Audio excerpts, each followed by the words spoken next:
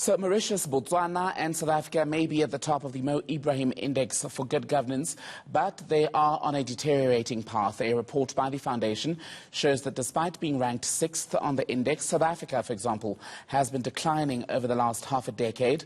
The index looks at the rule of law, human rights and human development issues. That's just among many of the other factors that they do indeed explore. Let's speak to Jay Naidoo, who's with the Ibrahim Foundation, to talk more about this. So, Mauritius, Jay, good to speak to you as always. Still at the top of this list for another year. What are the Mauritians doing that the rest of Africa is missing? Well, I think what Mauritius has done in the last 10 years has steadily improved its leadership and governance priorities.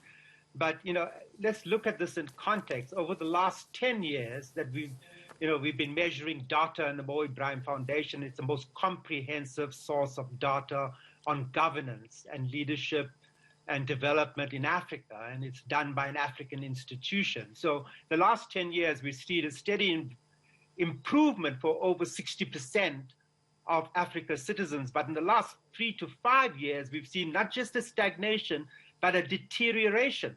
So even though Mauritius emerges as number one, there are major indicators showing and manifesting that they are hitting into obstacles, serious issues where red lights are now on.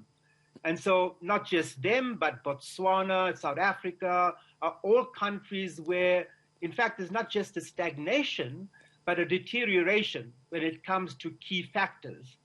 And those three major subcategories are the question of rule of law and safety of citizens, whether citizens feel secure that the government is delivering them the public goods that they're entitled to. It's been in the area of participation, where particularly we've seen a trend towards increasing authoritarianism when it comes to issues of the freedom of speech, the freedom of rights, the freedom of assembly. And I think these are substantial factors that have been, in fact, exacerbated in the COVID crisis and a drift towards authoritarianism. Mm-hmm. And so that, in fact, has an impact on inclusion and rights of people. And the third category, which your last segment demonstrated, is that even though we had made tremendous progress on delivery of access to education and health, we are not yet at the situation where the healthcare system is resilient enough to withstand external shocks like we had with the Ebola crisis and now certainly what we're facing with the COVID pandemic. And so we're hitting real obstacles and serious red lights that are warning us that we have to do something dramatic to impact on improving governance in those areas and improving the quality of leadership that we're offering our countries and Africa as a whole. And it's quite incredible then, Jay, that South Africa still ranks in the top 10 as far as governance on the continent, because a lot of South Africans, from either reality or a perceived reality,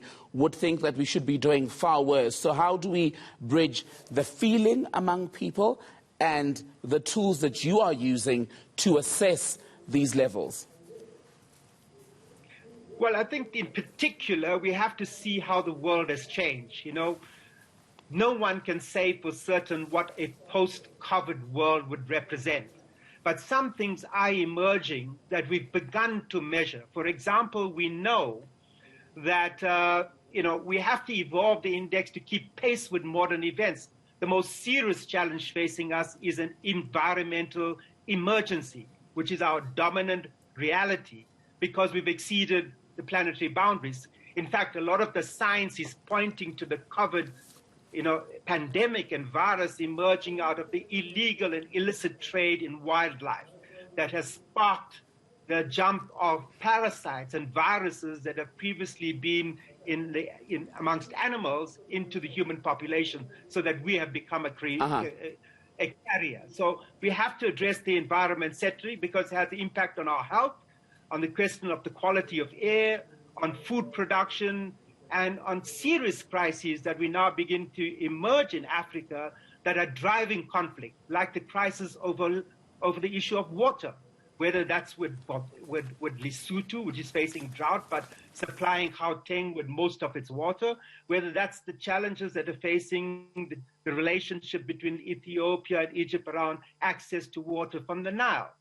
So we have to look at the issue of environment as a central reality, because if we do not do that, ourselves, particularly in sub-Saharan Africa, which is an epicenter of hunger, that crisis will deepen. And how do you expect then the issues of inequality we are measuring, the concentration of wealth in the hands of fewer and fewer people, and the impact of governance on the rise of what we see fascism in the world, the right-wing populism, where elections are stolen, and where people increasingly are losing faith and trust in public institutions. So these are new things that have become new realities for us, and that we need to have a conversation about how we plan the post-COVID world, taking into account these factors. All right.